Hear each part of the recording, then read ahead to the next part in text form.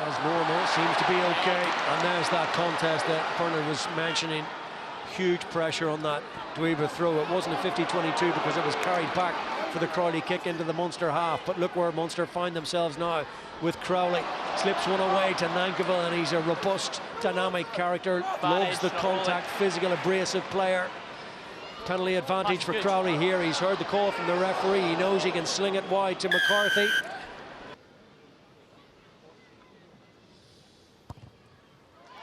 Smooth, clean, composed, confident strike from the boot of Jack Crowley. He's yet to miss one from the kicking tee.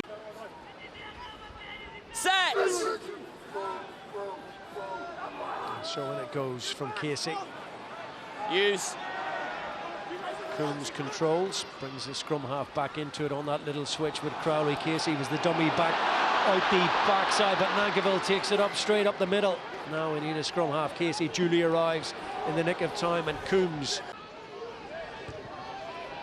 So Munster having been forced backwards kicking, not necessarily on their own terms, and down to Warrick Gelant. Real mixed bag from him last week, but when he's good, he's very good, and you can say that about so many of these Stormers players, including Leila and Zas. Wonderful. On for there, me, shoulder to shoulder. They go to the back. Oh, still gonna be no penalty. O'Mahony doesn't get anywhere near back to groin. Straight away appealing to the referee. There's going to be a yellow card here. Someone's going to the bin. Out we get, Munster. 3 in a row. 3 strikes and you're out for 10 minutes. Away we go. Munster. Munster.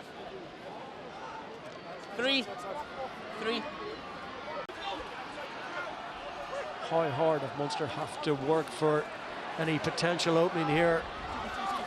Try that certainly their territorial advantage would richly deserve. They mix it up again. Gavin Coombes, absolutely lethal, isn't he? Yeah, always gets a try. He was just a couple of metres out, and they targeted him. Loughman took it on. A little bit of patience, calm that white line fever. Edogbo would be a good man from this kind of range, and over he goes. Edwin Edogbo strikes for Munster right at the end of the opening half. And he gets his try, his second in Munster colours. Some running repairs in the foreground for Jeremy Loughman. Relatively straightforward task, if there is any such thing on a night like tonight, for Jack Crowley, who's been in the wars in the opening 40 minutes to slot over the extra 2 points.